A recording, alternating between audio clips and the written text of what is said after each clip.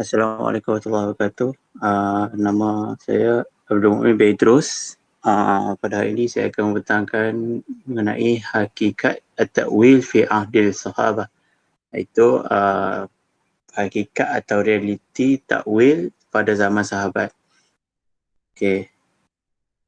Arifa sahabat at-ta'wil fi nusus bal wa fi a'mal wal ahdas wa aidan في ميدان الاجتهاد برأي الاستنباط الأحكام الفقهية.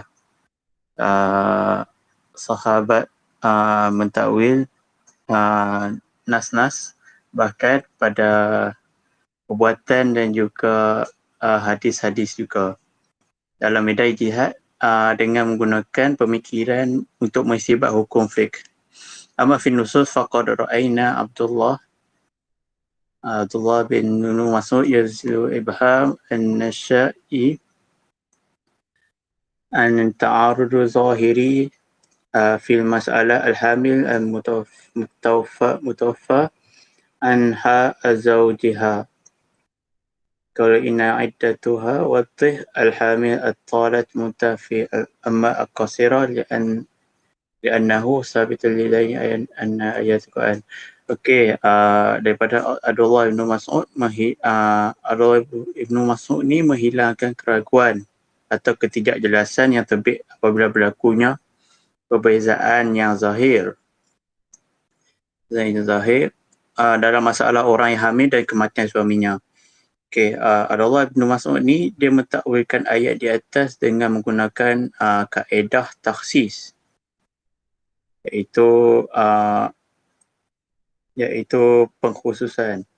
Okey, kalau ikut ayat ni ayat surah Al-Talaq ayat 4 wa ulatul ahmal, maksudnya untuk orang-orang yang hamil. So ajak mukhassasa di qaulihi ta'ala, ayat Baqarah menunjukkan bahawa kalau isteri-isteri tempoh iddahnya adalah 14 hari. Okey. Al-qadar allazi waqa'a fihi at-ta'arud takhsisun min at-ta'wil. Okey, Abdullah bin Mas'ud ni menggunakan kata takhsis, iaitu mengkhususkan, maknanya dia menggunakan contoh kalau perempuan yang hamil dan kematian suaminya, maknanya tempoh iddah dia adalah sampai bersalin. Maknanya kalau bersalin, contoh kalau lagi 2 hari suaminya mati, maknanya lepas tu tempoh iddah dia 2 hari je lah. Okey. Terusnya wa amma Ali bin Abi Thalib karramallahu wajhahu fa amalu al-jati ayatain ma'an. Aqala ta'tadu bi abadi al-ajlain. Ayhuma atwal ajlu wa wada'a al-ham. Aw ajlu a'iddatu wafat 14 ayyam wa imalun nassain khairu min al-imal ahaduhuma. Kat sini Sayyidina Ali bin Abi Thalib mentakwilkan ayat ini dengan mengatakan bahawa dengan menggunakan kaedah penggabungan, iaitu menggunakan kedua-dua ayat ini bersama. Okey, amma Ali karramallahu wajhahu wa fakana ta'wiluhu li hukmi iddatu bi amal hukm ayatain ma'an wala tanaqud. Okey, ini yang tadi. Fa ta'wil fiqhi idzan yaqtadu surat tawfiq baina muta'alilin aw takhsis bidzalika yazulu ibhamun nasya'i an ta'arud az-zahiri. Sini maksud dia okey, penerangan pasal Ali menggunakan kaedah penggabungan, iaitu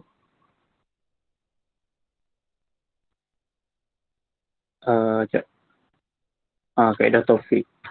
Okey, kaedah taufik ni bila Ali guna kaedah taufik, dia macam dia lebih kepada yang mana tempoh yang lagi lama. Kalau tempoh iddah 14-10 hari lagi lama, maknanya dia guna yang tu. Kalau tempoh bersalin lagi lama, kira guna tempoh yang bersalin. Okay.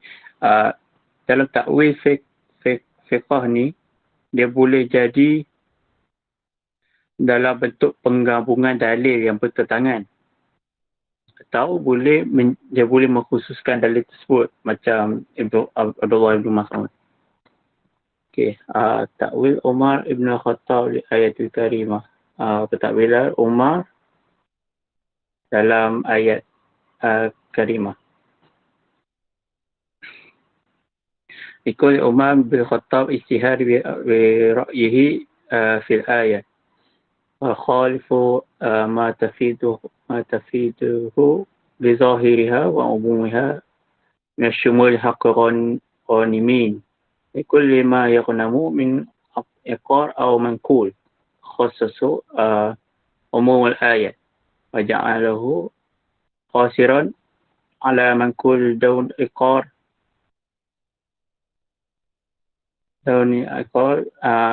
كما علمت ودليل التخصيص ومصلحة الأمة كما يشهد بذلك استدلاله وحواره مع مخالفيه من الصحابة. Okay. Sayyidina Umar ni mentakwilkan ayat mengenai pengagihan harta peperangan, iaitu ghanimah, menggunakan kaedah taksis, iaitu perkhususan.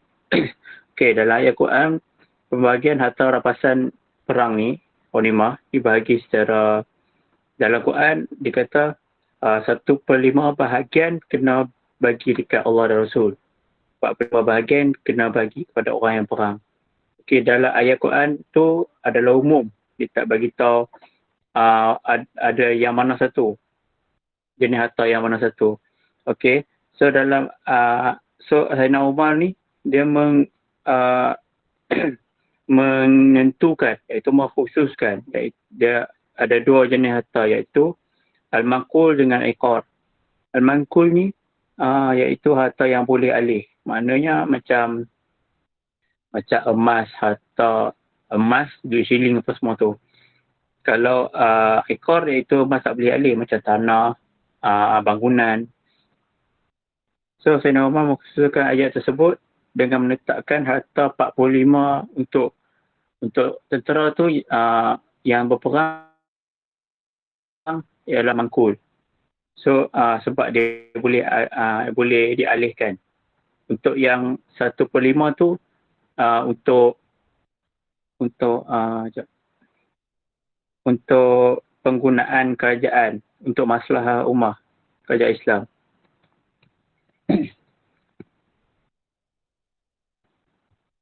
تناول الأعمال التي صدر عن الرسول بيانا تشريع.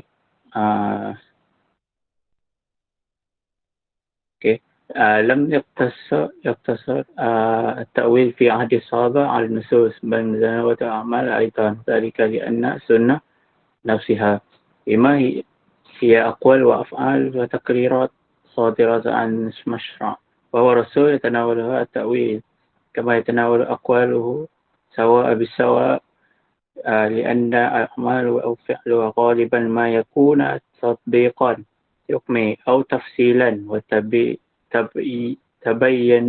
تبينا مجمل بالتطبيق ذلك فعلا. Okay, sebagai ni macam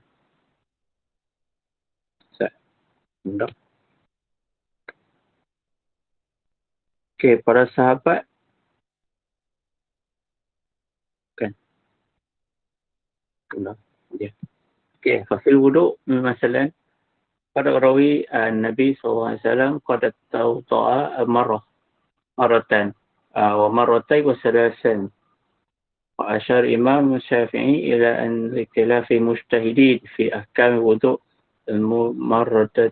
مرده إلى اختلافهم في تأويل أفعال النبي فيه، فأوله كل حسب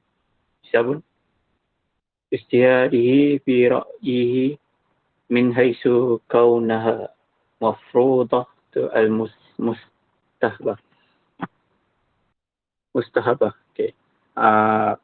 Okey, sebagai contoh uh, pasal Nabi berwuduk. Nabi berwuduk kadang-kadang ada kalanya sekali, ada kalanya 2 kali, ada kalanya 3 kali.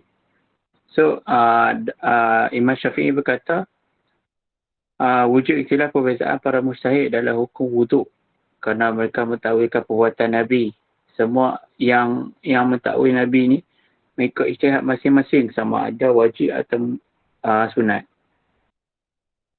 Maksud dia nak kata sunnah kena buat 3 kali. Mana Nabi pun buat 1 kali. Nabi buat 2 kali. Takkan tu tak kira sunnah. So iaitu kalau ikut fiqh, kalau ambil wuduk 3 kali, dia lebih yakin untuk menghilangkan kekotoran tu. So maksudnya sunat. Sunat itu iaitu digalakkan. Okey, sekarang ni hakikat at-ta'wil fi ahdi tabi'in. Hakikat at-ta'wil fi ahdi tabi'in. Hakikat ta'wil pada zaman tabi'in. Okey. Masalah at-tas'ir al-jabari li asman mubayyi'at. Masalah penentuan harga yang terkawal, harga siling untuk pembelian harga jual beli. An-nusus allati tata'allaq bi tas'ir ja'at biha as-sunnah wa lam yuradu syai'in min dzalik fi al-Qur'an al-Karim. Hadhihi an-nusus wadhiha adalat ala hukm tas'ir al-jabari wa annahu khairu jaiz. Okey, nas atau dalil yang berkaitan dengan tas'ir datang dengan sunnah Nabi. Tetapi tiada nas dalam Quran. Nas tersebut jelas tunjuknya bahawa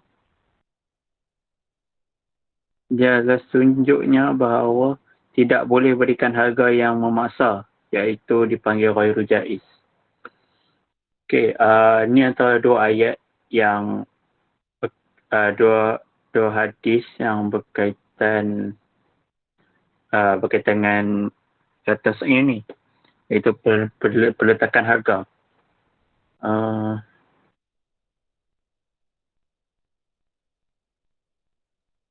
Okey, dalam hadis ni Nabi mengatakan bahawa Allah meletakkan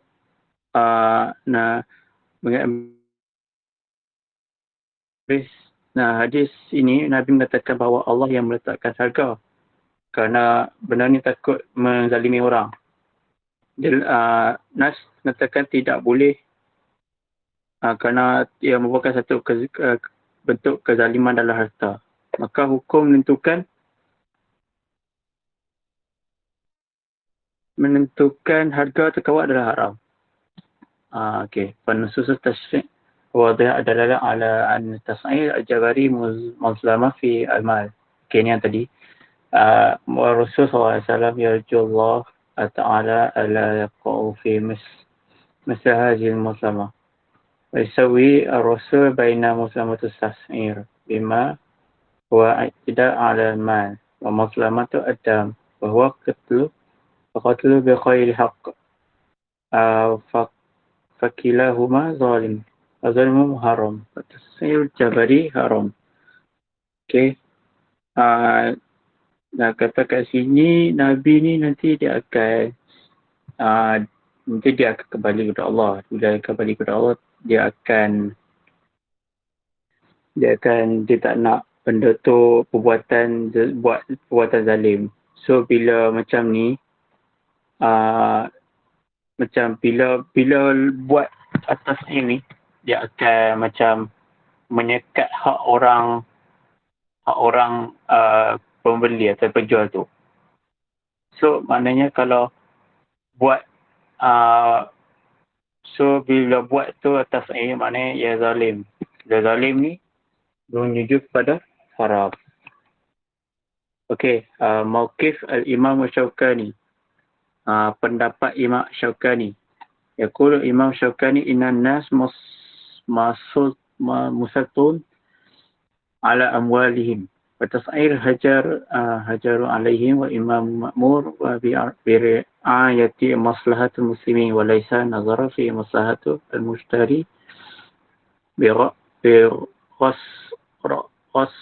برص الثمن أولى من النظر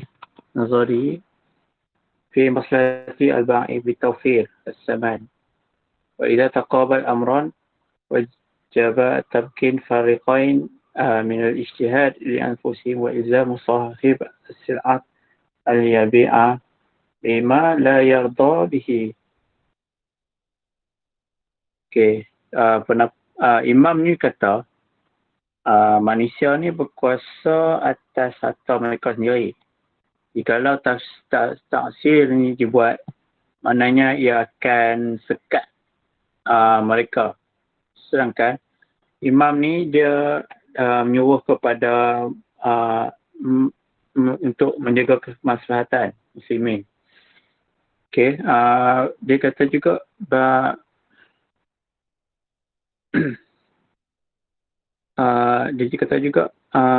bagi Nabi dalam hadis tersebut ia bukannya untuk maslahat pembeli dengan merendahkan harga berbanding dengan maslahat penjual yang menaikkan harga.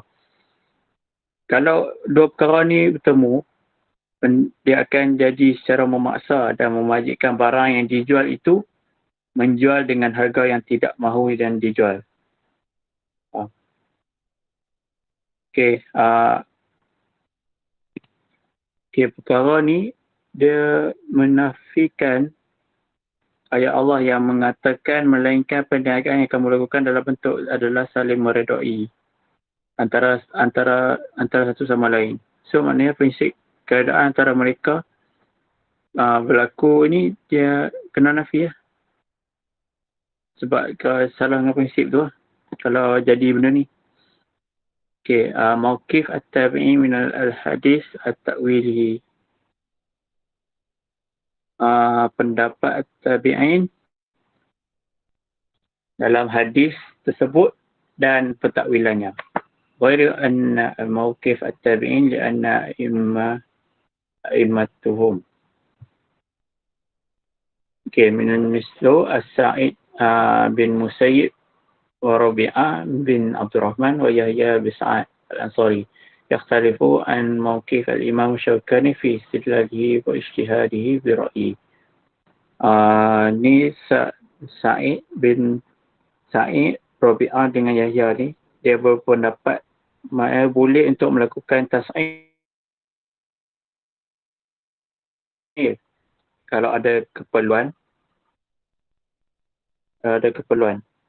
فذهب هؤلاء أئمة من الكبار فقهاء التابعين إلى جواز التصعير في كل ظرف تقتضي مصلحة الأعمال الحقيقي. Maknanya kalau dia kata tas'ir ni boleh buat kalau ada masalah umah yang hakiki.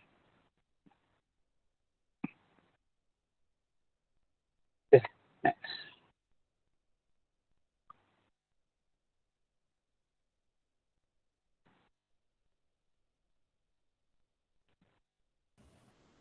Okay, bismillahirrahmanirrahim. Assalamualaikum warahmatullahi wabarakatuh. Nama saya Abdul Aziz bin Nur Hizam dan akan menerangkan tentang bahagian yang seterusnya.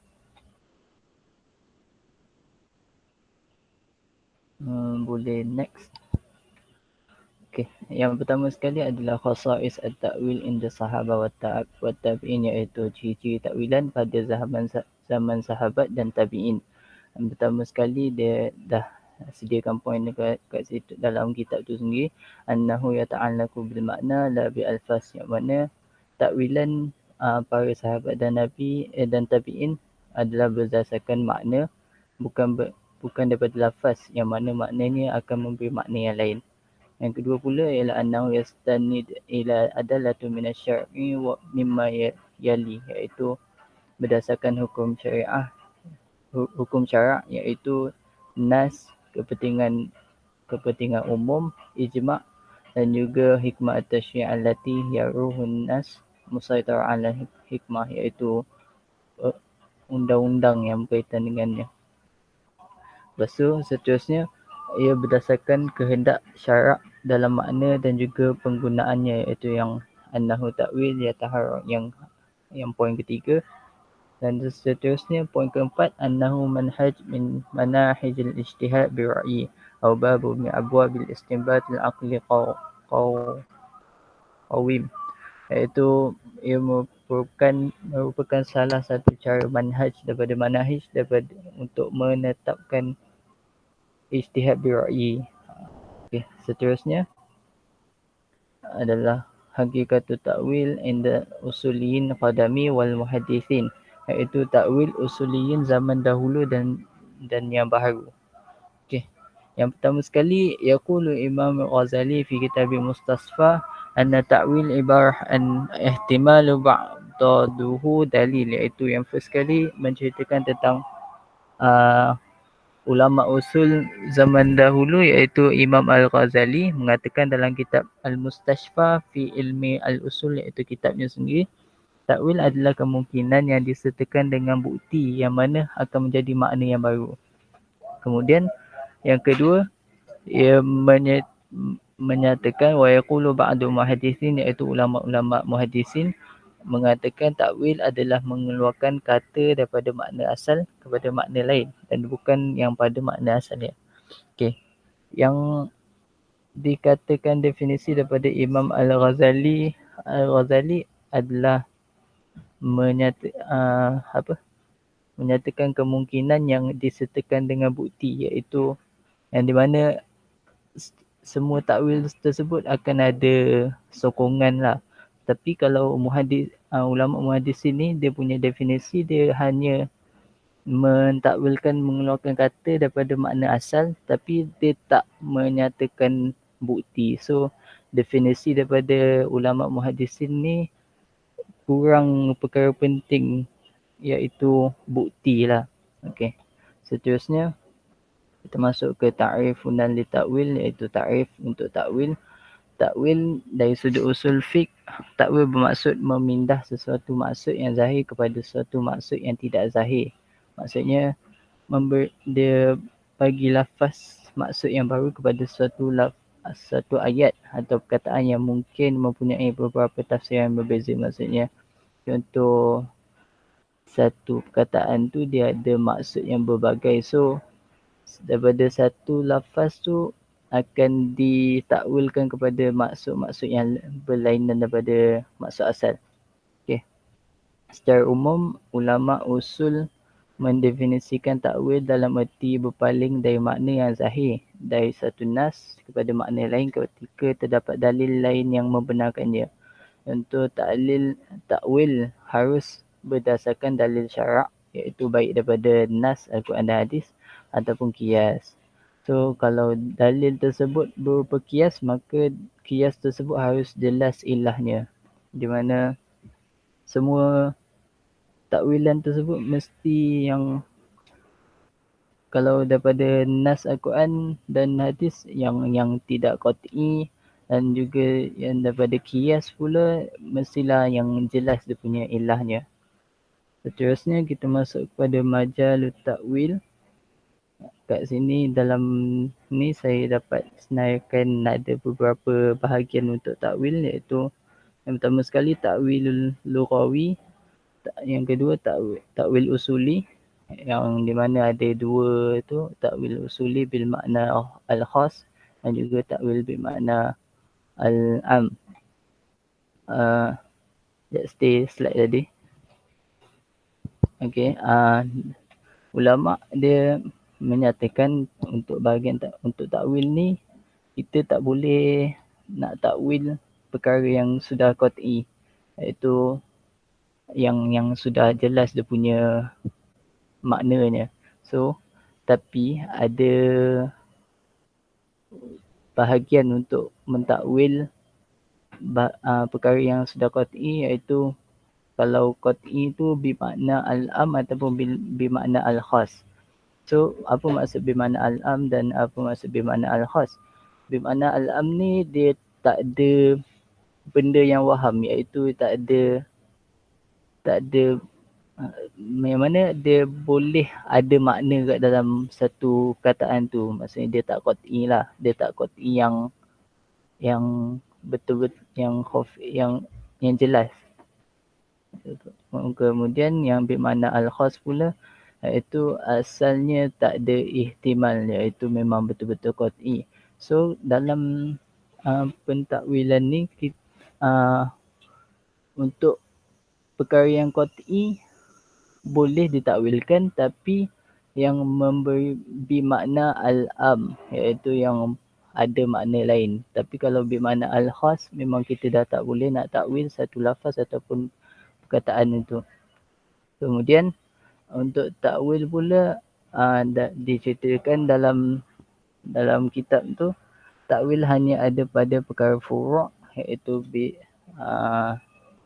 perkara yang furu' saja. Kemudian bidang takwil pula ada mujmal, iaitu terhad, iaitu yang tidak diterangkan oleh Allah.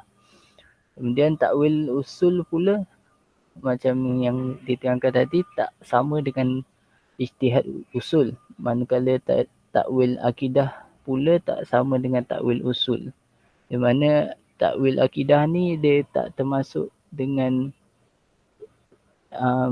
cara-cara untuk takwil bahagian usul fiqh apa semua tu, kerana dia punya macam bahagian akidah ni dia sudah diterangkan oleh Allah sendiri, dan dia al-khafi, iaitu dia ada dalalah jelas tetapi tersembunyi pada pelaksanaannya. Kemudian so takwil lughawi satu lagi yang last, dia menceritakan tentang konsep takwil yang menyeluruhi pada zahir dan nas, iaitu tiada majal takwil usul pada benda yang qat'i. Okay, so yang tu je lah bahagian majal takwil. So sambung adalah tu takwil, iaitu petunjuk kepada takwil. Ada 10 yang dinyatakan dalam ni, iaitu yang first kali an-nas at-tashri'i minal Quranil Karim wa sunnah, iaitu lafaz daripada Al-Quran dan Sunnah. Yang kedua al-ijma', iaitu ijma'. Yang ketiga qa'idah tashri'iyah ammah mansus 'alaiha fil Quran Karim aw sunnah, iaitu kaedah yang ditetapkan oleh Al-Quran dan Sunnah, iaitu tu cara untuk mentakwil lah. So yang keempat rabi'ah qa'idah fiqhiyah sabit anna syari' al-hakim qad la zuha fi juz'iyat kathira la tahsi, iaitu diterima secara fiqhiyah di mana ulama dan para ulama mujtahid menerimanya. Kemudian al-khamisah, iaitu al-maslahah al-ammah al-haqiqiyah. So untuk mentakwil ni dia mestilah memberi maslahat kepada maslahat umum, iaitu maslahatul ammah tu maslahat umum yang jelas.